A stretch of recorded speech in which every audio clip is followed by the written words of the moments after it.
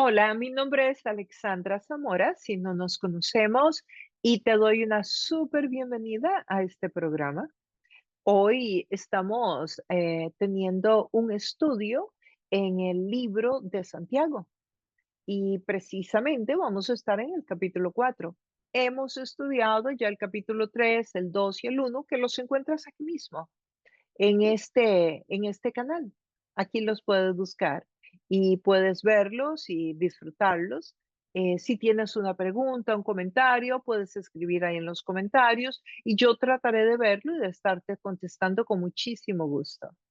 Por otro lado, te recuerdo suscribirte al canal para que el algoritmo te envíe cada vez que sale un programa nuevo, pero también que le des like a esa campanita, porque eso hace que el algoritmo entonces lo mande a más personas y muchos más reciban este mensaje, pues que yo creo y espero que estés de acuerdo que es bueno para el crecimiento espiritual, emocional, para una salud integral en todo ser humano.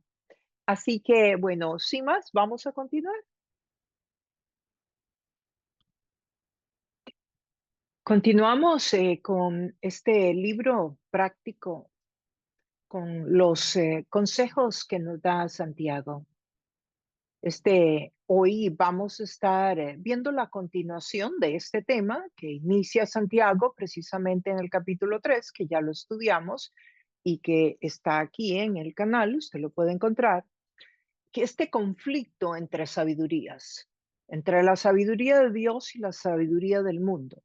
Y como vimos anteriormente, Santiago es un hermano medio, un medio hermano de Jesús, ya que Jesús tuvo varios hermanos y Santiago es uno de ellos, quien inicialmente, por cierto, no había creído en Jesús.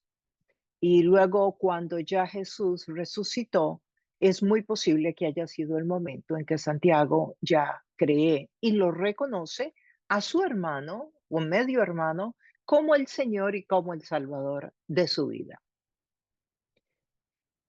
Esto que menciono de que Santiago era un medio hermano de Jesús y que no creía, lo hago porque creo que muchos de nosotros estamos en una situación parecida a Santiago, que no hemos creído en Jesús, que tal vez estamos dudando como Santiago dudó, pero luego él creyó. Entonces, si tú hoy estás dudando y estás escuchando este estudio de Biblia, yo te quiero decir que sí hay esperanza de que tú puedas creer.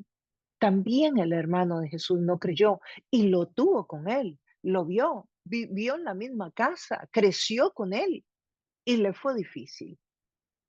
Y también si tú eres un creyente y te ha costado que tu familia pueda reconocer a Dios en tu vida, pueda acercarse al Señor, bueno, también que nos sirva de ánimo saber que Jesús convivió con sus hermanos, pero sin embargo sus hermanos no creyeron en el mensaje de Él, sino hasta que Él murió y resucitó. Y que eso te dé ánimo para continuar adelante sabiendo que Dios va a hacer su trabajo en algún momento en la vida de tus familiares, de los que viven bajo el mismo techo contigo. Recordemos que el género literario que estamos estudiando es la carta. Santiago escribe esta carta para que sea circulada entre las iglesias existentes, que pensamos que hay muchas posibilidades de que este sea el primer libro del Nuevo Testamento escrito. Es un libro de 5 capítulos, es un libro corto, que como decíamos originalmente fue escrito como una carta.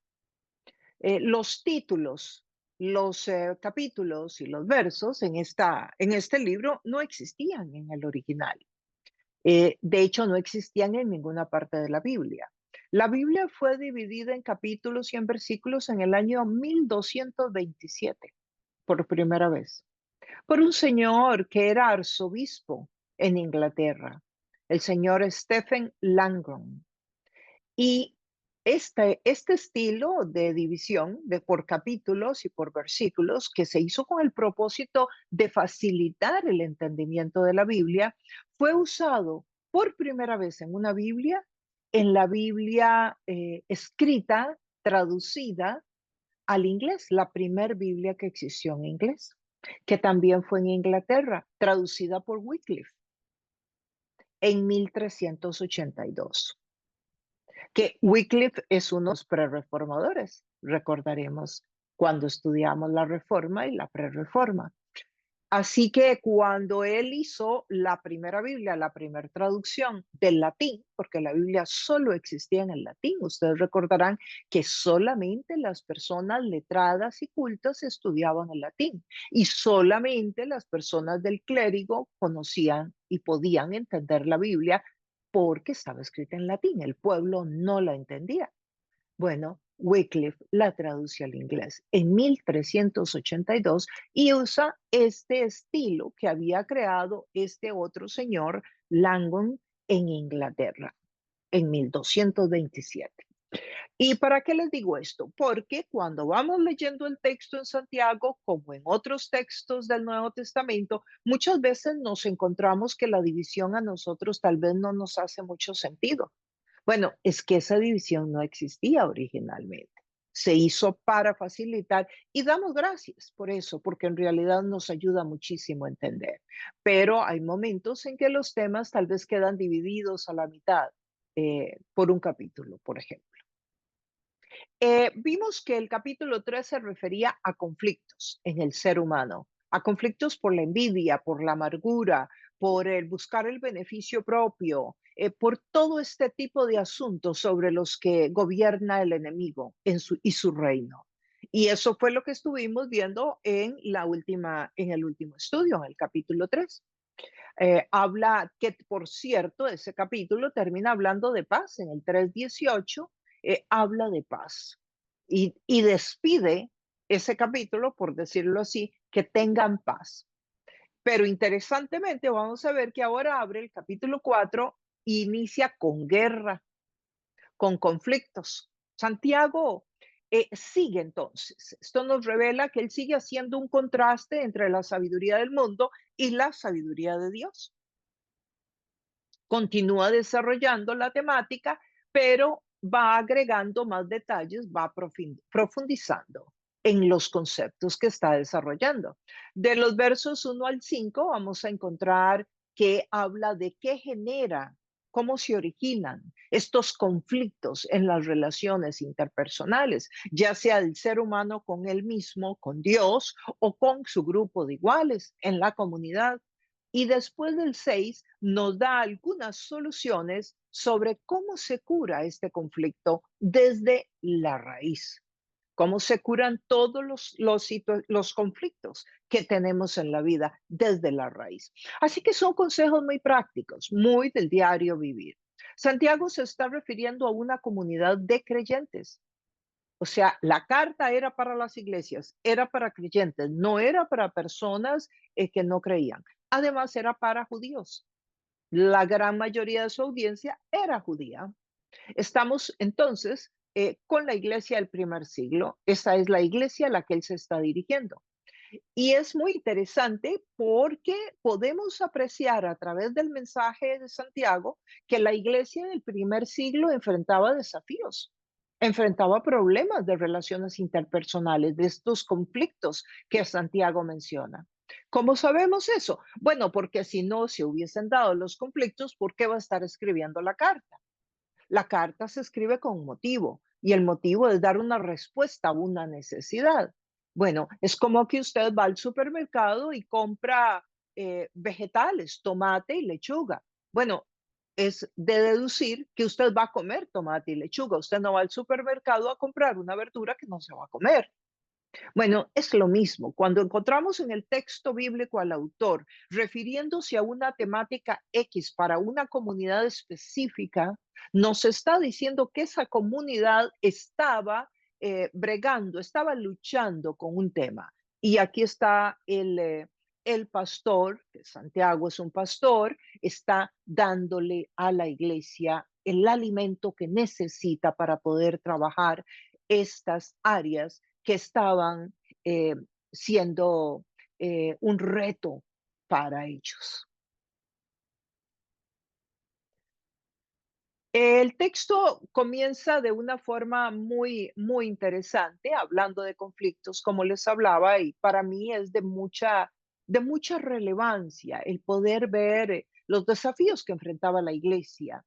Y, y bueno, ¿por qué? Porque desde la perspectiva de la misión de Dios, de cómo Dios ha tomado el Evangelio del primer siglo y lo ha traído hasta este siglo en que estamos hoy, y el Evangelio ha viajado a través de tantas naciones, de tantos lenguajes, de tantos grupos étnicos, pero también de tantos conflictos históricos, porque el Evangelio ha pasado por guerras, ha pasado por pestes, ha pasado por hambres, ha pasado por traiciones, ha pasado por divisiones de la iglesia. O sea, impresionante todo lo que el Evangelio ha viajado y por lo que ha tenido que pasar. Y sin embargo sigue floreciendo y el movimiento continúa.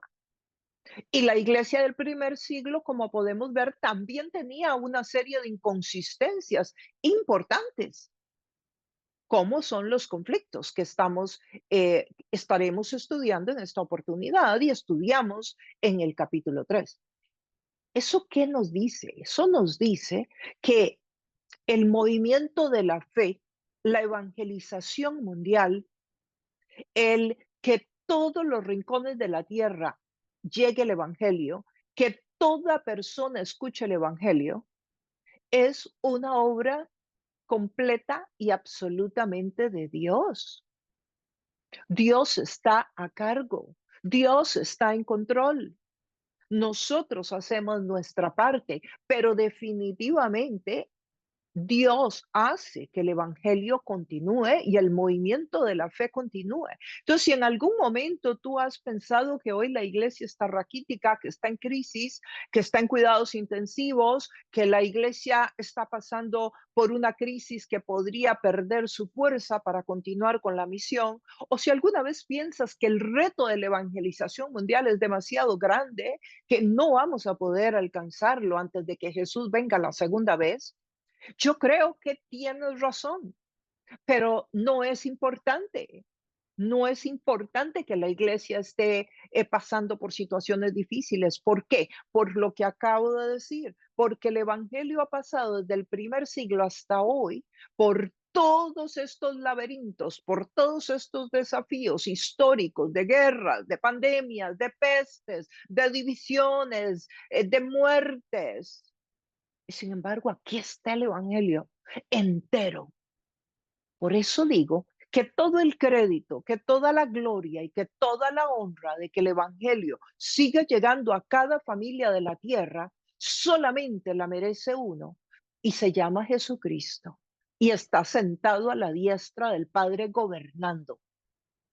Y Él es el que tiene el control. Entonces, nosotros sí podemos ver que el reto es enorme, podemos tener dudas, podemos sentirnos inseguros, podemos decir, ¿cómo lo vamos a hacer? Esto es enorme, son muchos millones de personas en el mundo. Bueno, que nos sirva de evidencia, de motivación, el recordar el recorrido del Evangelio desde el primer siglo con una iglesia que también tenía problemas y sin embargo Dios lo ha hecho. Ahí es donde la gloria y la honra solo la merece Él y la continuará mereciendo Él. Y el Evangelio va a llegar a su lugar y la puerta de tu familia será tocada y el corazón de tus hijos será tocado y tu familia doblará las rodillas delante de Dios como la has doblado tú. Y esa es nuestra confianza. Dios está en el trono, Dios está en control, Él gobierna, Él es el que va a hacer la obra en las naciones hasta su segunda venida. Y nosotros seguiremos colaborando, haciendo nuestra parte, pero nuestra mirada estará en que Él es el Señor. Y lo que Él dijo que va a hacer, Él lo va a hacer, independientemente de la condición de la iglesia en cada etapa de su historia. El verso 4 inicia diciendo, ¿de dónde surgen las guerras y los conflictos entre ustedes? En signo de pregunta. Me encanta esta pedagogía, ¿verdad? Muy maestro él, ¿verdad? Él hace una pregunta provocando una reacción, provocando una reflexión. ¿No es precisamente de las pasiones que luchan dentro de ustedes mismos? Una segunda pregunta. Desean algo y no lo consiguen. Matan y sienten envidia y no pueden obtener lo que quieren. Riñen y se hacen la guerra. Veamos esta frase. De las pasiones que luchan dentro de ustedes mismos. Él dice de dónde vienen las guerras y los conflictos. Habla de guerras y la palabra guerras es la misma palabra que tú y yo conocemos hoy. Las luchas de poder y los conflictos, ya que habla de las relaciones interpersonales. De las pasiones, dice que vienen de las pasiones que luchan dentro de nosotros mismos. Veamos un poquito, estudiemos un poquito esa frase. En el griego significa de los deseos internos al placer que llevamos todos, de los deseos internos. Esa tendencia a buscar el placer, a buscar la satisfacción del yo, que nosotros somos los que estamos en control. No importa si esto le hace daño a una persona o le hace daño a muchas, o si le hace bien. Lo importante es que yo me siento bien. Eso es precisamente lo que dice Santiago, ese yoísmo, ese yo, lo que a mí me gusta, lo que a mí me plazca, es, según Santiago, el principio o uno de los principios que origina los conflictos del ser humano con su pareja, con su familia, para con los demás. Dice, es como él lo está poniendo, es como un hedonismo. ¿Y qué es el hedonismo? El hedonismo es esa inclinación al placer, cuando el placer es el objetivo principal de la vida de un ser humano. En todas las áreas de la vida del ser humano, que haya placer. Sí, eso es el hedonismo. Cuando el placer es el objetivo principal en la vida del ser humano.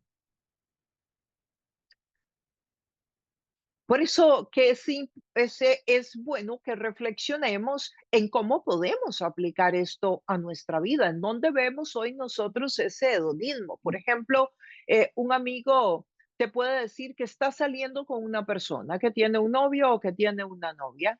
eh, y tú podrías decirle, pero mira, te conviene, de verdad esa persona es para ti, porque tal vez tú ves unos contra que se deben analizar. Bueno, pero la persona dice, sí, pero es que yo me siento bien. Entonces la conversación termina, bueno, si tú te sientes bien, eso es lo que tienes que hacer. ¿Cuántas veces hoy día se escucha eso? Si a ti te gusta, eso es lo importante, cómetelo, ve, hazlo, sal con esa persona, lo que sea, porque si a ti te gusta, eso es lo importante. ¿Y saben por qué? Porque se relaciona el placer con hacer el bien. Lo voy a repetir. Se relaciona el bien con el placer. O sea, lo bueno para mí es lo que me dé placer. Qué gran mentira, qué gran mentira, porque no es así. Y eso lo encontramos hoy fomentado o digamos, motivado muchísimo en las redes sociales, que todo es un like, todo es me gusta, o sea, me gusta o no me gusta, ¿verdad? Gira mucho y de alguna manera eso trabaja un poco el comportamiento de los grupos sociales hacia lo mismo, buscando los me gusta. Y vemos que una persona en Instagram o en otras redes sociales tiene cierto estatus solamente por conseguir más me gustan. Y cuando tú conoces a estas personas que pueden tener millones de seguidores, no necesariamente ellos se gustan a ellos mismos, no necesariamente son personas que han alcanzado un cierto nivel de contentamiento con ellos y con sus vidas. Sino personas que han sabido manejar la parte técnica de las redes sociales, han sabido o han tenido el dinero para pagar a alguien que les maneje las cuentas. El punto es que nosotros podamos ver el ejemplo del hedonismo en la cultura donde estamos, donde hay una gran inclinación al placer. Y esto hace, por ejemplo, que muchas veces una persona va a una iglesia donde se predica la doctrina sana, el evangelio tal y como está, como estamos viendo hoy, que estamos viendo Santiago, que no habla precisamente de, de un montón de palmaditas en el hombro, sino que está haciendo una exhortación, un llamado a vivir de acuerdo a los principios bíblicos. Y para muchas personas, no les va a atraer, pero no les atrae porque están sumergidos en la cultura posmoderna del hedonismo. Y han surgido iglesias que en lugar de que esas personas lleguen y sean transformadas por el evangelio en sus iglesias, han ido adaptando la iglesia al sistema del mundo, a la cultura del mundo. Y tú llegas a iglesias donde hay pantallas gigantes, pero más grandes que un cine o iguales, con una gran cantidad de luces. De hecho, cuando empieza la adoración, apagan las luces y aquello queda oscuras. O sea, toda la asimilación posible que van teniendo a la cultura. ¿Por qué? Porque es para satisfacer el yo, es alimentando ese hedonismo, o sea, algo que a mí me guste, que a mí me encante, cuando en realidad el evangelio no siempre nos va a gustar. Y eso está bien, eso es como la vida. O sea, cuando alguien llora, yo he estado en grupos donde alguien llora porque está compartiendo un sufrimiento X y hay gente que se pone preocupadísima de que la persona esté llorando, que esté sufriendo, pero no debería de preocuparnos. Es importante en la vida abrazar cada etapa, cada momento y dejar que esa persona viva su proceso.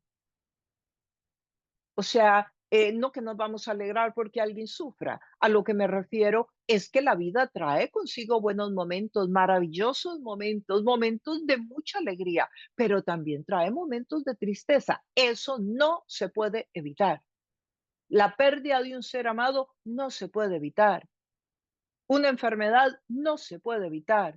Una ruptura en una relación no se puede evitar, va a suceder en la vida. Un momento de tensión en las relaciones de pareja va a suceder. Entonces hay que abrazar esas situaciones en lugar de verlas como que algo muy malo me está sucediendo o yo no tengo suficiente fe y por eso me está pasando esto, sino como parte del viaje de la fe. Si fuera verdad que no debe haber sufrimiento en el caminar del cristiano y que solamente hay placer, entonces, ¿qué hacemos con los apóstoles que fueron decapitados, con un Jesús que fue crucificado, con un Pablo que tenía una enfermedad que, aunque oraba por muchos y llegó a ir al cielo varias veces, no pudo, su oración nunca fue contestada de que Dios lo sanara de sus ojos o de la enfermedad que tenía? ¿Sí me explico? Entonces, es importante que reflexionemos sobre esto que nos habla él, de que de dónde vienen las guerras, de dónde vienen los conflictos, de nuestro propio interior, por de las pasiones escondidas, dice la frase.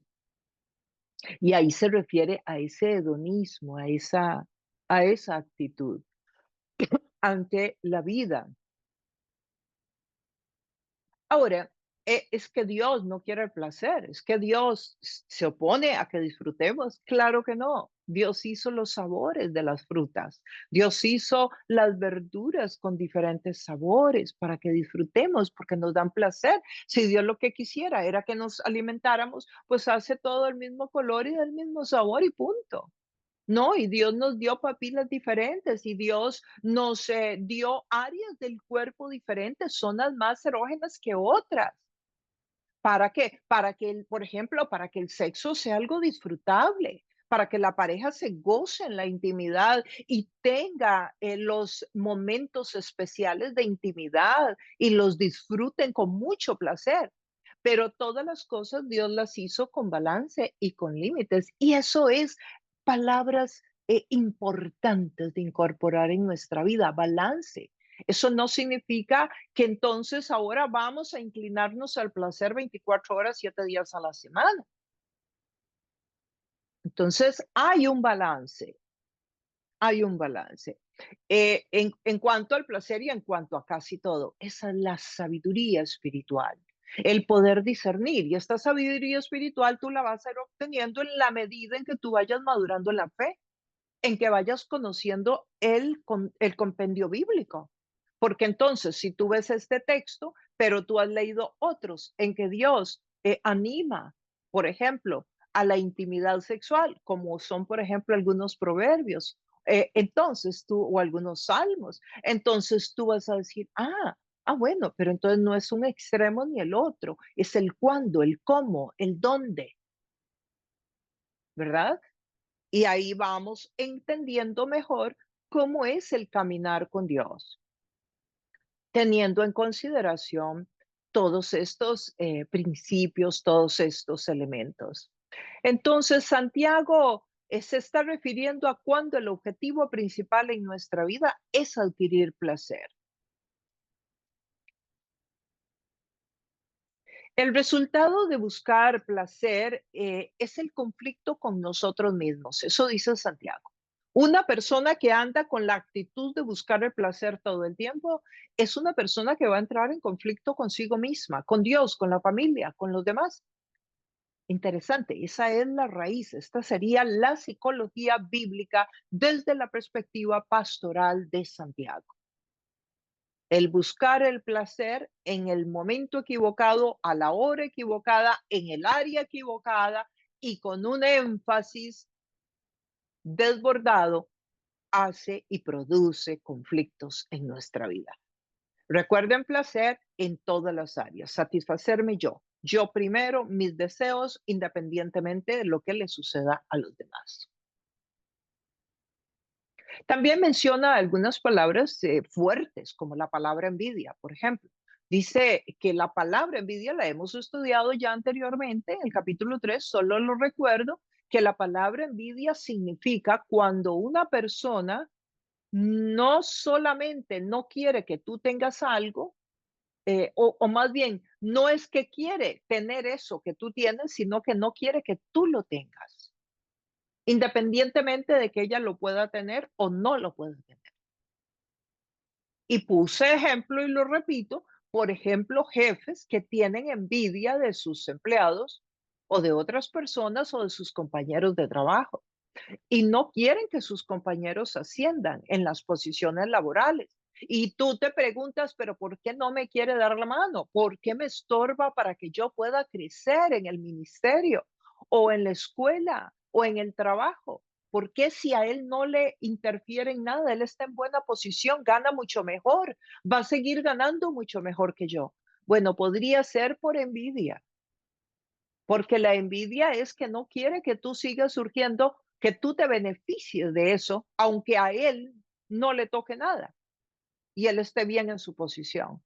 Simplemente no quiere que tú crezcas. Eso es envidia. Y eso dice Santiago que está en el interior nuestro como parte de nuestra naturaleza caída. Qué cosa tan horrible, ¿verdad? O sea que la naturaleza caída es bien miserable, por decirlo de alguna manera, si hay alguna palabra que la pueda calificar, si hay algún buen adjetivo. Es muy miserable. Y claro, cuando piensas en naturaleza caída, compáralo con el enemigo, porque él es eso, él es la esencia misma caída, ¿verdad? La, dice Santiago, otro asunto que dice Santiago en el verso 2 que me parece muy interesante es que él dice que no tienen porque no piden. O sea, viven en ese reto, en esa envidia, en esa lucha interna, en ese conflicto porque quieren cosas, quieren lo que los demás tienen, etcétera. Sin embargo, dice Santiago que desean algo y no lo consiguen, matan y sienten envidia y no pueden obtener lo que quieren, riñen y se hacen la guerra por todas esas pasiones que hablábamos, pero también nos dice, y no tienen porque no piden. Y aquí nos vamos a parar un momento. ¿Cómo que no tienen porque no piden? Sencillo. Al orar, nosotros cuando llegamos a la presencia de Dios, le estamos compartiendo a Dios nuestras necesidades. No vamos a cambiar la decisión de Dios, no podemos manipular a Dios con la oración, pero la oración sí que abre la puerta para que Dios haga lo que Él desea hacer en tu vida y a través de tu vida. ¿Te puedes imaginar cuántas cosas Dios quiere hacer en tu vida y no las está haciendo porque no has orado? ¿Puedes pensar cuántas bendiciones, cuánta provisión quiere Dios traer a tu vida? ¿Cuánta sanidad, cuánta sabiduría, cuánto discernimiento Dios quiere traer a tu vida y no la está trayendo porque no se lo has pedido? Eso dice Santiago, que no tenemos porque no hemos pedido. Él dice que muchas cosas no las hemos pedido. Eso dice el verso bíblico. Y es que la oración lo que hace es abrir esa puerta para que Dios te dé lo que ya tiene. Yo recuerdo en una oportunidad que yo estaba orando hace muchos años en la sala de mi casa y yo escuché con mucha claridad al Espíritu de Dios hablarme y me decía, tengo tantos dones para mis hijos y para mi pueblo, pero no me los piden. Y yo me pregunto, ¿cuántas bendiciones tú y yo no estamos recibiendo? Porque no las pedimos. Y interesantemente, ¿verdad? Creo que estarás de acuerdo conmigo. Invertimos todo el tiempo, la carrera, la corrida, en carrera por la casa, para salir, para ir para la oficina, para venir, para montarnos en el auto, para montarnos en el bus, para correr y correr y correr, para cerrar un negocito, para vender algo, para hacer un regalo, para felicitar a alguien, para hacer un montón de cosas en la vida. Hacemos un gran esfuerzo físico, nos produce ansiedad inclusive y posiblemente una tercera, una cuarta, un 50%, un 70% de todo ese esfuerzo no lo podríamos ahorrar si lo pedimos. Entonces Dios hace más y nosotros hacemos menos.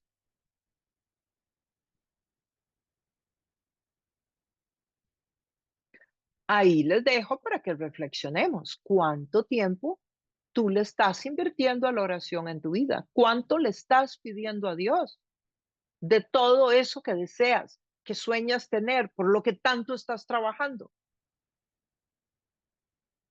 El verso 3 dice, y cuando piden, no reciben. O sea, no tenemos porque no pedimos. Y cuando pedimos, dice que no recibimos porque piden con malas intenciones para satisfacer sus propias pasiones. O sea, de nuevo el tema de las propias pasiones. De nuevo para mí, de nuevo con motivaciones egoístas, con motivaciones que no van alineadas con la voluntad de Dios. Entonces, qué importante, ¿no? ¿Verdad? Pedir, pero además pedir de acuerdo a la voluntad de Dios. ¿Cómo conoces la voluntad de Dios? La voluntad de Dios se conoce conociendo a Dios. Cuando usted conoce la Biblia, usted sabe si eso que usted necesita, que usted está orando, va alineado o no con la palabra de Dios. No es que se tiene que haber memorizado la Biblia, pero el conocer a Dios, eso es como salir con una amiga. O sea, usted conoce una amiga por 5 o 10 años y usted sabe. Después de 10 años, de 5 años, usted sale con su amiga y usted sabe si su amiga va a disfrutar ese cafecito o no. Si su amiga va a disfrutar ir a ese lugar a comer el sándwich o no. Porque usted conoce a su amiga. Usted sabe si van de compras, si su amiga va a disfrutar esa pieza de ropa o no, si le va a gustar ese color o no. A su hermana. Bueno, es lo mismo en la relación con Dios. Cuando usted tiene relación con Dios y conoce su palabra y está en una relación con su palabra y se ha alimentado del estudio bíblico serio, importante, profundo, usted va a conocer a Dios. Usted va a saber si su oración está de acuerdo a los principios bíblicos o si usted está orando algo que a Dios no le daría ningún gusto dártelo y por lo tanto esa oración es como aire, porque no vamos a manipular a Dios. Y dice que nos dice entonces que hay 2 problemas, uno que no pedimos y el otro cuando pedimos no va de acuerdo a la voluntad del Señor.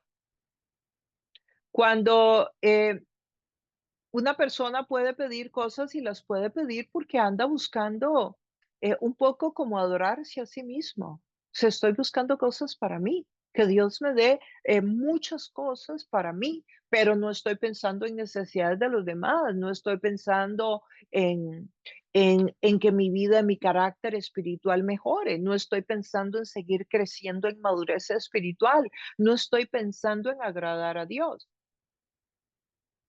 Ahora, ¿significa que a Dios no le interesa que usted se vista bonita, que usted se vea linda, que usted use un buen producto, que usted se monte en un carro bueno, que usted tenga unos lindos muebles en su casa, que compre un aparato para cocinar que le gusta? Claro que a Dios le interesa. Esto no es espiritualizando en la vida nuestra de manera que nos despeguemos del piso. No, no. No, estoy hablando de moralmente, de que nosotros busquemos la voluntad de Dios en la oración, en los aspectos morales que van de la mano con Dios y no buscando, por ejemplo, no sé, pienso en la gente, algunas personas que piden para controlar a otros. Créame, hay gente que pide para controlar a otra gente, para dominarla o para recibir adoración. Pide cosas porque quiere ser adorada. Sí, así como la gente que pide, pide, pero en realidad está buscando recibir unos beneficios que no van con la palabra del Señor. Las personas debemos de revisar entonces la forma en cómo pedimos. Cuando la oración no es en el tiempo correcto, nos dice Santiago también, cuando no estamos en la madurez necesaria para recibir esa respuesta. Y ahí se necesita esa perseverancia, que Pablo la llama paciencia en el libro de Gálatas. Perseverar, seguir orando hasta que veamos la respuesta a Dios. Yo hay peticiones que he orado 20 años o más para ver la respuesta de Dios y la he visto, pero he orado por más de 20 años y lo he visto. El verso 4 dice, oh gente adúltera. Wow, esta palabra es fuertísima. ¿No saben que la amistad con el mundo es enemistad con Dios? Aquí no hay gris, ¿es blanco o es negro? ¿No saben que la amistad con el mundo es enemistad con Dios? Si alguien quiere ser amigo del mundo, se vuelve enemigo de Dios. Eso dice el verso 4. La palabra adúltera o gente adúltera es una palabra muy usada en el Antiguo Testamento, porque en el Antiguo Testamento Dios usa una analogía de que Israel es la esposa y de que él es el esposo. Y cuando Israel lo traicionaba, entonces Dios le llamaba adúltera, como una mujer infiel. Ahora, ¿por qué Israel lo traicionaba? Lo traicionaba porque llegaban, recuerde que Israel era un pueblo nómada que iba por el desierto, iba encontrándose con nuevos pueblos y muchas veces en esa época, no muchas veces, en esa época, la forma, no habían naciones, no había los límites de las naciones, la geopolítica no existía, sino que era el tema de la conquista y eso era el método. La conquista, el pueblo que conquistaba y el pueblo conquistado. Bueno, cuando Israel llegaba a estos pueblos, Dios los bendecía, les daba la fuerza, les daba todo, conquistaban este pueblo donde llegaban, pero ¿qué hacían? Empezaban a adorar los dioses paganos de esos pueblos. Empezaban a hacer rituales para esos dioses.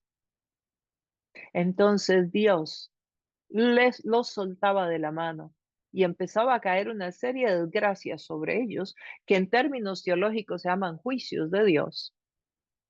Y empezaban a llegar unas pestes y empezaban a llegar unas guerras y morían un montón. ¿Por qué? Porque ellos estaban adorando a los dioses paganos del pueblo donde llegaron.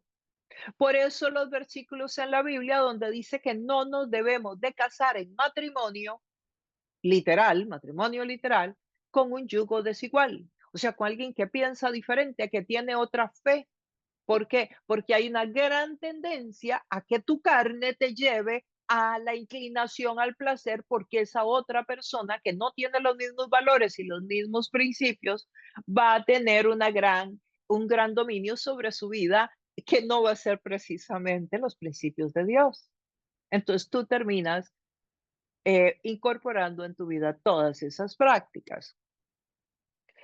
Y aquí lo encontramos entonces que Santiago le dice adúltera, usando la misma analogía del Antiguo Testamento. ¿Por qué Santiago usa una analogía del Antiguo Testamento? Porque le está hablando a un pueblo, al pueblo de Israel, que conocía el Antiguo Testamento, posiblemente el pueblo griego, que también estaba en aquel entorno, le hubiera dado un mensaje diferente, porque no hubiese, esta analogía no hubiera tenido el mismo impacto. Pero para el pueblo de Israel era muy acertada la analogía.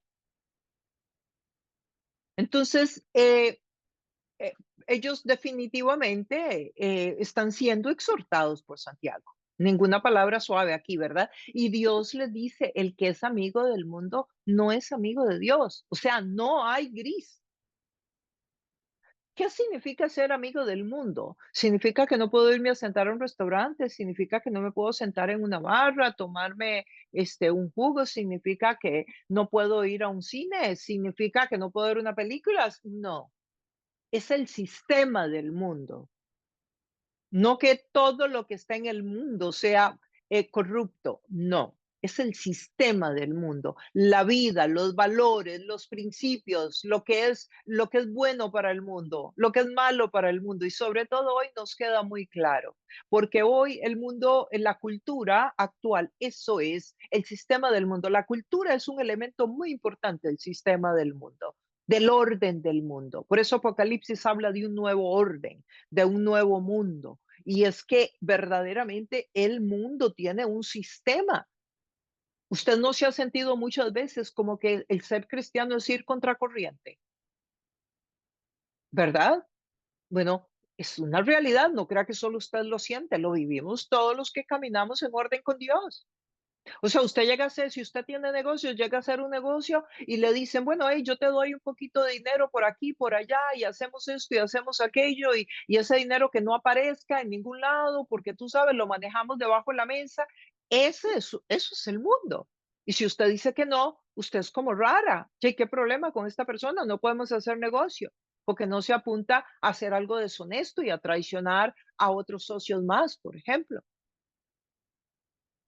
Ese es el sistema. A eso es a lo que se está refiriendo aquí el texto que Santiago quiere que nosotros entendamos. Entonces, si alguien es amigo de ese sistema de pecado, que es totalmente contrario a la palabra de Dios, usted sale, por ejemplo, voy a hablar del sistema del mundo, los matrimonios open marriage, que llaman matrimonios abiertos. O sea, usted está casado, usted tiene a su esposa, pero ustedes pueden salir con otras personas y tener sexo y tener intimidad y luego pues igualmente regresan a su casa, duermen juntos, desayunan juntos mañana, cada cual para el trabajo, como que aquí no pasó nada, todo el mundo se fue al baño, se dio una ducha y aquí no pasó nada.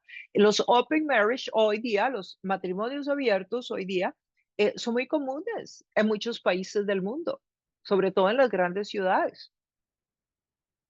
Eso es el sistema del mundo, ¿ves?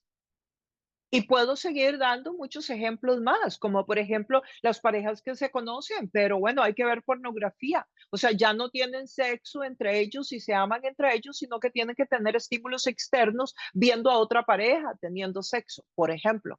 Y eso es casi ya como algo que las parejas tienen que hacer, tienen que aceptarlos como parte de lo que hacen. Ya ni siquiera lo valoran a ver si eso no es, si es lo que quieren hacer o no quieren hacer, si lo necesitan o no. Y puedo seguir dando otros en los negocios, la corrupción, en esto otro, en la intimidad, esto que les estoy mencionando, y puedo seguir dando. Ok, ese sistema es lo que Santiago está diciendo no. Ese sistema en el cual lo que es malo se le llama bueno y a lo que es bueno se le llama malo, prosaico, antiguo, vieja moda. Ese es el sistema del mundo, pero que quede claro. Pero no es ir a tomarse un batido, no es salir y sentarse a ver una película. No, no, eso serían detalles que podrían llevarte a algo dependiendo de la película que estás viendo y dependiendo del lugar donde te vas a meter a tomarte algo, ¿verdad? Todo dependiendo. Pero no la situación por sí misma o el jugo por sí mismo o la película por sí misma. El verso 5. ¿O creen que la escritura dice en vano que Dios ama celosamente al Espíritu que hizo morar en nosotros? Otra pregunta les hace. No sabemos si se refiere al espíritu humano, que todo ser humano tiene, o se refiere al Espíritu Santo, porque en el griego se escribe igual. Hace mención a lo del espíritu que Dios puso dentro de nosotros, si lo hace. Su celo, y dice que el celo del espíritu que está en nosotros, recuerde que él está hablándole a la iglesia. Entonces vamos a deducir que está hablando del Espíritu Santo. Entonces, porque solo los creyentes tienen el Espíritu Santo, ¿verdad? Todos los seres humanos tienen el espíritu del hombre, ese sello que nos hizo a imagen y semejanza de Dios a todos y nos hace criaturas de Dios. Pero ser hijos de Dios somos solamente los que tenemos al Espíritu Santo y que por decisión propia hemos tomado la decisión de reconocerlo como Señor y Salvador, que murió en la cruz por nuestros pecados y nosotros entonces somos receptores de su presencia en nuestra vida. Nosotros nos volvemos un vaso portador de la vida de Dios en nosotros. Así que Santiago aquí está hablando a creyentes, por lo tanto vamos a asumir que aquí la palabra se refiere al Espíritu Santo. Y dice que debemos de tener celo por el Espíritu que mora en nosotros. O sea que hay un celo de parte de Dios por nosotros y que es el Espíritu quien nos cela. Y se está refiriendo a esa fidelidad que hablábamos, de nuevo, con aquella analogía del matrimonio. O sea, Dios quiere nuestra fidelidad, así como suena. Dios quiere tu fidelidad. Y vamos a seguir avanzando. Ahora en el verso 6 dice, pero Él nos da más gracia. Por eso dice la escritura, Dios se opone a los orgullosos, pero da gracia a los humildes. O sea, cuando usted reconoce que usted necesita a Dios, que usted no puede, porque ¿quién va a poder sin Dios? Nadie. ¿Quién es perfecto? Nadie. ¿Quién ha llegado a no equivocarse nunca? Nadie. ¿Quién ha llegado a no pecar? Nadie. La Biblia lo dice. Entonces, nosotros podemos ir a la presencia de Dios a pedir de su gracia. ¿Qué significa gracia? ¿Recordamos? Regalo que no merecemos. Y aquí nos está refiriendo a la gracia salvadora.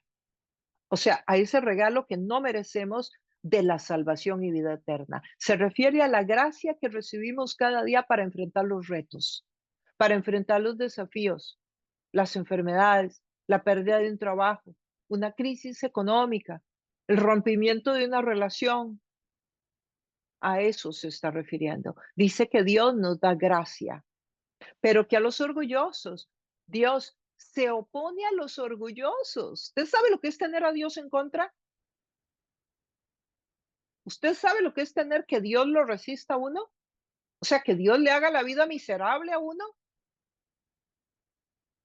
Usted dirá, Dios no puede hacer eso. Lea el Antiguo Testamento, los juicios de Dios al pueblo de Israel. Dios se opone a los orgullosos, pero da gracia a los humildes, o sea, les da más aunque no lo merezcan, a los que reconocemos, a los que le pedimos ayuda, a los que le decimos, sabes que no puedo, ayúdame, dame una mano, cámbiame, mira qué ser humano tan feo que soy, transfórmame, quítame esta envidia, quítame esta actitud al chisme, quítame esta actitud de juzgar a los demás, de creerme superior, de contar las intimidades de otros, de maltratar a personas, de robar, de drogarme, de traicionar a mi cónyuge, de serte infiel a ti, Señor. Esa humildad va a hacer que Dios derrame su gracia sobre ti. Entonces vieron que primero exhorta fuerte, pero ahora viene y pone aceitito en el corazón, hace Santiago. Dios sabe que somos polvo y que ninguno de nosotros le es fiel. Todos nos quedamos cortos con las expectativas de Dios, con lo que Dios quiere de nosotros. Pero dice que nos da más gracia. Sí se la pedimos. El verso 7. Así que sométanse a Dios. Si Dios les da gracia, sométanse a Dios. Resistan al diablo y él huirá de ustedes. Wow. Por favor, piensen en esto. Miren la frase, verso 7. Sométanse a Dios, resistan al diablo y él huirá. En tres partes dividimos este versículo. Si nos sometemos a Dios, dice que resistimos al diablo. ¿Cómo se resiste al diablo? Obedeciendo a Dios. Eso dice el texto. ¿Y qué es lo que va a pasar? Cuando te sometes a Dios, estás resistiendo al diablo. Y cuando resistes al diablo, ¿qué va a suceder? Él huye, no es que se va caminando. Dice, huirá de ustedes.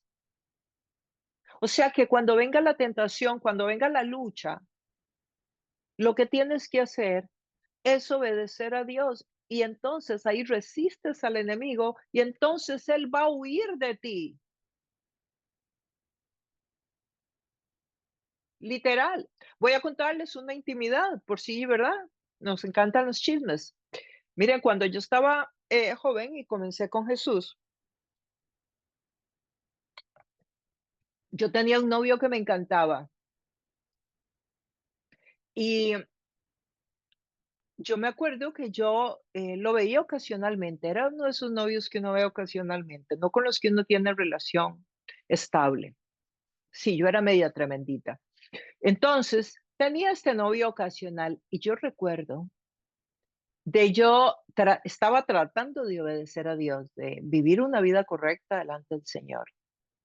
Y yo me acuerdo de parar el auto en media carretera ahí en la ciudad y tomarme de la rueda del auto llorando y decirle, Señor, dame fuerzas para no levantar el teléfono y llamar a este tipo, porque la verdad de la verdad es que yo puedo trabajar las demás áreas, pero esta no puedo. Esta no puedo. O usted me ayuda o yo hasta aquí llego con este caminar con usted, porque yo no puedo. ¿Y saben qué?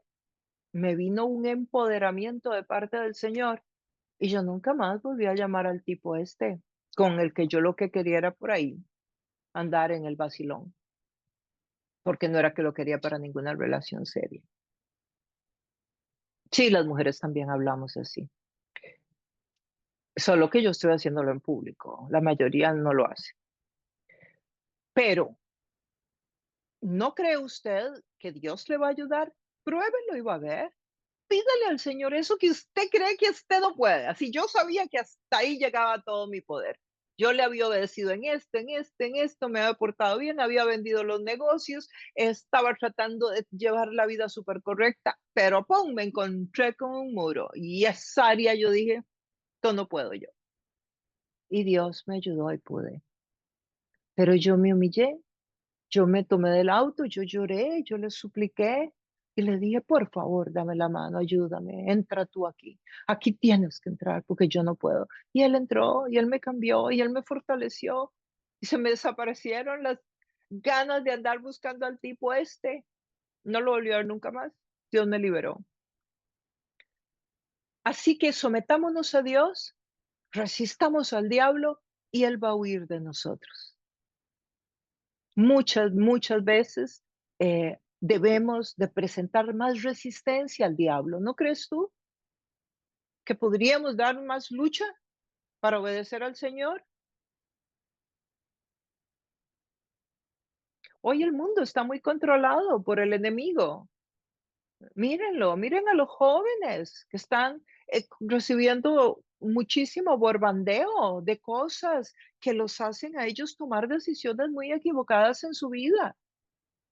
Miren la media, el cuarto poder, como le llaman, los noticieros, a eso me refiero, los periódicos. Miren el poder y miren la perdición que hay entre ellos, los valores que tienen, lo que promueven, es totalmente contrario a la palabra de Dios. ¿Qué me dicen de lo que están tratando de infiltrar en los centros educativos a los niños?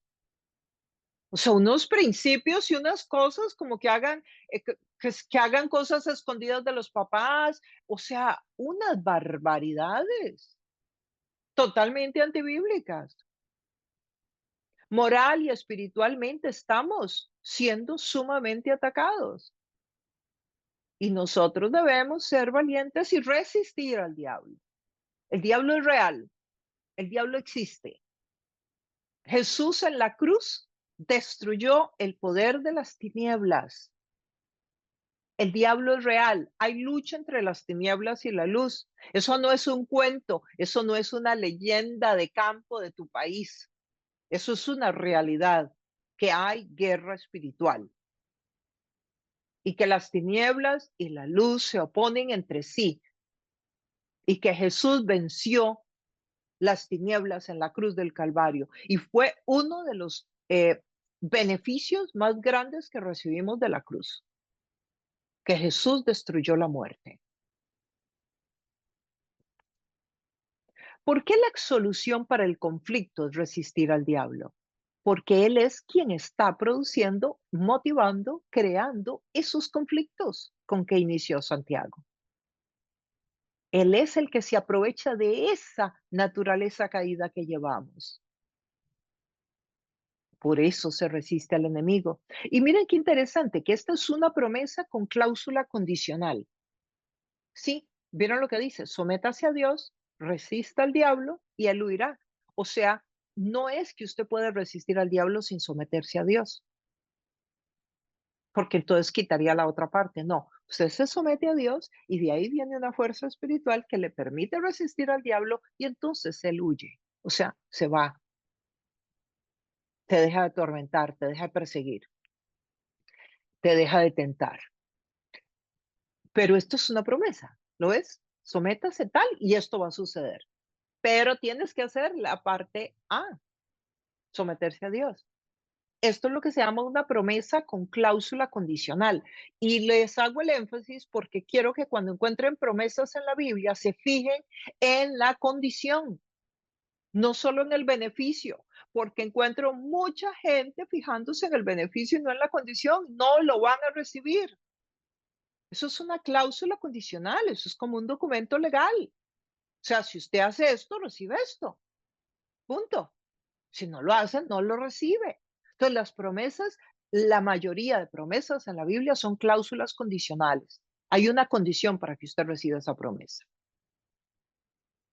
Y muchas veces la gente corta a la mitad y pone solamente el beneficio en las redes sociales o en los pensamientos y en eso. Pero hay que ir a buscar la condición. El verso 8 dice, acérquense a Dios y Él se acercará a ustedes. Pecadores, límpiense las manos, ustedes los indecisos, purifiquen su corazón. Ahora otra vez Santiago dice que acérquense a Dios y Él se acercará a ustedes. Entonces, ¿qué es lo que hay que hacer? Acercarse a Dios. Y cuando nos acercamos a Dios, Él se acerca a nosotros. No es tan complicado, ¿verdad? Nos acercamos a Dios. Y él luego menciona unos rituales, dice, límpiense las manos, etcétera, porque esto era parte de los rituales de la religión judía. Pero yo quiero rescatar ese acérquense a Dios y Él se acercará a ustedes. Solo tienes que dar un pasito ahí donde estás, que estás lleno de barbaridades, que tienes una historia horrible, que vienes de haber pecado horrorosamente. Eso no es impedimento para que tú te acerques a Dios. Tú te vuelves a Dios, acércate un poquito y vas a ver cómo Dios se acerca un montón hacia ti, pero tienes que dar el paso de acercarte a Él. Así es como Él actúa, así es como funciona, así es como debes hacerlo. Y no importa qué tan en pecado estés, no importa qué tan sucio estés, no importa cuánto te hayas equivocado, no importa cuántas veces hayas querido levantarte y no has podido. Vuelve a tratar otra vez. Un día quedarás en pie y no seguirás cayendo más. Vas a ver que sí, vas a ver que sí. Conocemos muchas historias y sabemos cómo trabaja Dios. Tú sigue haciendo tu parte que Dios va a hacer la suya. Acérquese, o sea, busquen una relación personal, una relación íntima con Jesús. No es ir a la iglesia. Acérquense no es ir a la iglesia, al edificio. Acérquense no es venir al estudio bíblico. Acérquense no es poner el canal de YouTube y poner mi canal y escuchar una enseñanza. Es, además de eso, es buscar tener una relación con Dios. Es más que esto, es más que nada más llegar y oír la palabra, porque uno puede ir al edificio de la iglesia el domingo y puede escuchar la palabra y ya estuvo. Apagas el canal y se acabó, ya cumplí. No, no es así. Tienes que buscar una relación. Como cuando encuentras una novia, como cuando encuentras un novio, que tú quieres estar en contacto, que tú quieres saber más, que tú quieres llamarle, que tú quieres escucharle, que tú quieres conocerle. El verso 9, reconozcan sus miserias, lloren y lamentense, que su risa se convierte en llanto y su alegría en tristeza.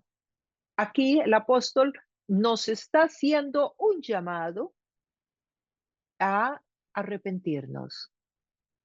Y es todo lo contrario a lo que vemos hoy, ¿no? Hoy la gente se excusa. Ah, es que yo vengo de esa cultura y yo toda la vida he manejado las cosas así. En mi país lo hacíamos así. Yo toda la vida lo he hecho así. O por ejemplo, "Ah, no, yo es que tengo problemas, soy muy indeciso, yo no sé qué es lo que quiero".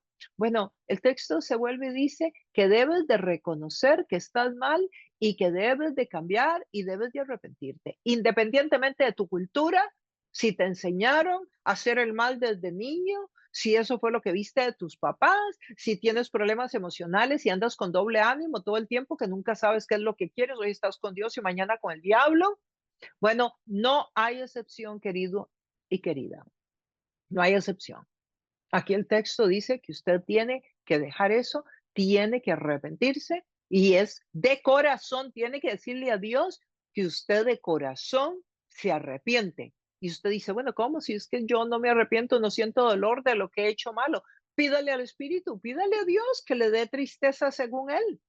Dile, Señor, ayúdame a sentir lo que tú sientes cuando yo peco. Y vas a ver cómo te va a venir un dolor y una tristeza que tú no vas ni a saber de dónde vino eso, ni a entender. Y ahí vas a entender la locura del Evangelio. Cuando tú le pidas a Dios tristeza por algo que tú hoy no sientes tristeza y Dios te la da, te vas a sorprender y ahí vas a poder empezar a degustar esa presencia de Dios tan especial en tu vida. Reconoce que tu vida no le agrada a Dios y por lo tanto toma la decisión de cambiar tu estilo de vida. El verso 10 dice, humíllense delante del Señor y Él los va a exaltar. Otra promesa con cláusula condicional. Humíllense delante del Señor y Él los exalta. O sea, usted se humilla, usted se baja y Él lo levanta. Eso es una promesa, pero también con una condición. ¿Cuál? Usted, para que Dios lo exalte, ¿qué tiene que hacer? Humillarse. ¿Es humillarse, doblar las rodillas? No, humillarse es verdaderamente en tu corazón arrepentirte. Decirle a Dios que no quieres ir más por ese camino, que no quieres hacer más daño a la gente, que no quieres ser más infiel a tu esposa, que no quieres robarle más a tu hermano, que no quieres seguir en ese mundo de la pornografía que te está destruyendo, que no quieres seguir compartiendo a tu pareja con otras personas más en la intimidad, que no quieres seguir abusando de esa persona que has estado abusando. Eso es humillarse, eso es. Y si tú quieres ser exitoso, si tú quieres tener provisión económica, si quieres que los negocios te vayan bien, si quieres que tu familia esté unida y tenga momentos muy especiales, si deseas bienestar para tu vida, bueno, aplica esta cláusula de esta promesa. Humíllate delante del Señor y dice que Él te va a exaltar. O sea, te va a levantar, te lo está prometiendo. Y es que quien te lo está prometiendo no es cualquiera, te lo está prometiendo precisamente el que creó el universo, el que sostiene hoy los planetas en su órbita, el que hace que caiga rocío en la madrugada, el que es dueño del lugar de donde salen los rayos, de las tormentas, el que está alimentando a los animales en la jungla hoy, el que pone la vida en el vientre de una mujer. Él es el que te está prometiendo que si tú te humillas, Él te exalta.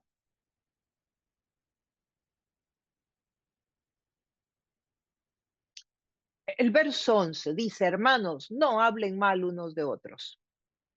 Si alguien habla mal de su hermano o lo juzga, habla mal de la ley y la juzga.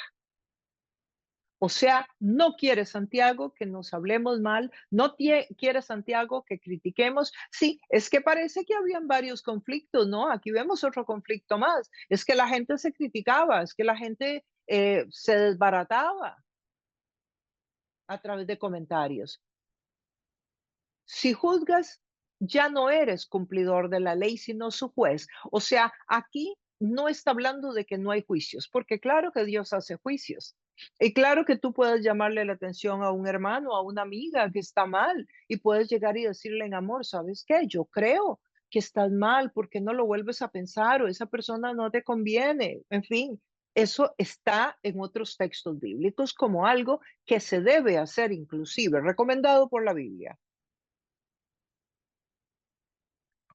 Aquí se está refiriendo al juicio de criticar, de hablar mal, de creerme superior, no al juicio que viene de Dios, sino a un juicio de una persona que se cree superior étnicamente a los demás o que cree que culturalmente es superior y critica a los demás porque no viven como él vive, porque no hacen las cosas como ella las hace.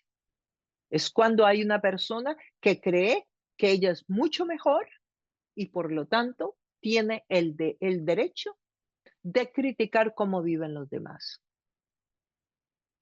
¿Quiénes somos nosotros para juzgar a alguien que de todas formas no nos sirve a nosotros, le sirve a Dios? Es alguien que le pertenece a Dios y Dios es el que debe hacer el juicio. Y hago la salvedad de nuevo que no se refiere a cuando hay que ir a hablar con un amigo o con una amiga. Yo me he sentado con amigos y amigas y les he dicho, a mí no me parece que lo que estás manejando lo estés manejando correctamente. A mí me parece que esta situación podrías verla desde otra perspectiva. Y les he dicho, y les he dicho eso con mucho amor y con mucho respeto, pero precisamente porque los amo. Creo que el deber de una amiga o de un amigo es decir a un amigo y amiga, cuando tú crees que están corriendo peligro o que podría venir un daño a sus vidas o que lo que están haciendo ya les está ocasionando daño, ya sea espiritual, en una relación, eh, en un negocio. ¿M? El verso 11, hermanos, no hablen entonces mal unos de otros. Así, clarito y sencillo. El verso 13. Ahora escuchen esto. Ustedes que dicen, hoy o mañana iremos a tal o cual ciudad, pasaremos allí un año, haremos negocios, ganaremos dinero. Santiago dice, usted puede hacer los planes que quiera, sí, pero recuerde que somos como la niebla que pasa y ya mañana no está. Entonces dependamos más de Dios, descansemos más en Dios, consideremos más a Dios, involucremos más a Dios en nuestros planes. Santiago no está diciendo que no hagamos planes. No, no lo podemos extrapolar.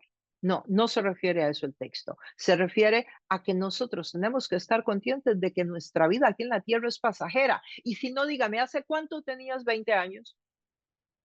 ¿Te acuerdas cuando celebraste tus 20? Bueno, y mira los que tienes hoy. ¿Hace cuánto tenías 15? Bueno, mira los que tienes. ¿Hace cuánto tenías 40? Sí, la vida se va así. Eso es lo que Santiago está diciendo. Involucren a Dios. Involucren a Dios y piensen en la eternidad, que al fin y al cabo aquí pasamos 60, 70, 80 años. La eternidad son miles de años. Entonces hay que invertir, hay que planificar para la eternidad, no solamente para el tiempo que pasamos en la tierra. El verso 14 dice, y eso, que ni siquiera saben qué sucederá mañana, qué es su vida. Ustedes son como la niebla que aparece por un momento y luego se desvanece. Lo que les hablaba anteriormente, él está tratando de ubicarnos, que somos pasajeros temporales aquí en la tierra. lo que hablábamos anteriormente. El 15, más bien deberían decir, si el Señor quiere, viviremos, haremos esto o aquello. Pero ahora se jactan en sus fanfarronerías. Toda esta jactancia es mala. O sea, la gente que Santiago tenía ahí en la iglesia era gente que se estaba jactando. O sea, de que se sentían muy superiores, muy seguros, se habían perdido de perspectiva que su vida por la tierra es muy pasajera, que eso no te suceda a ti ni me suceda a mí, porque verdaderamente pasa muy rápido el tiempo nuestro en la tierra. Entonces debemos de pensar en cómo estamos invirtiendo, preparándonos para esa eternidad que pasaremos con Él. Y luego termina, así que comete pecado todo el que sabe hacer el bien y no lo hace. Comete pecado todo el que sabe hacer el bien y no lo hace. Aquí Santiago le pone el cherry a la punta del helado, ¿no?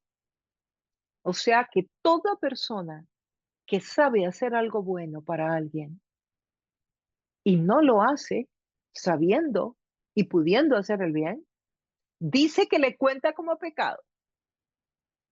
Así que hay de todos aquellos que saben cómo hacer el bien, pero no quieren salir de su zona de confort.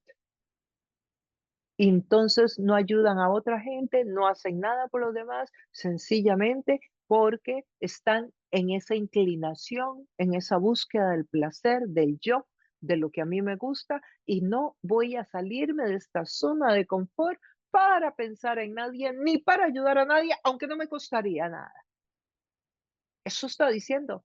Dice que esa persona comete pecado. Todo el que sabe hacer el bien y no lo hace. Entonces, hay pecado de comisión, que es cuando tú pecas, que ya lo leímos anteriormente, pero también hay pecado de omisión, cuando sabiendo hacer lo bueno, no lo haces. Entonces, ¿qué vamos a hacer tú y yo con este conocimiento que hemos adquirido hoy? ¿Cómo lo vamos a implementar en nuestra vida? Cuéntanos, ¿qué es lo que vas a hacer? ¿Cómo vas a hacer el cambio hoy? ¿Cómo te vas a acercar a Dios? ¿Vas a seguir estudiando la palabra? ¿Vas a empezar a conversar con Él? Y esas áreas que el Espíritu de Dios hoy quiso formar, quiso quitar de tu vida, y esto que Dios quiso agregar hoy, ¿cómo es que va a tomar forma en tu diario vivir?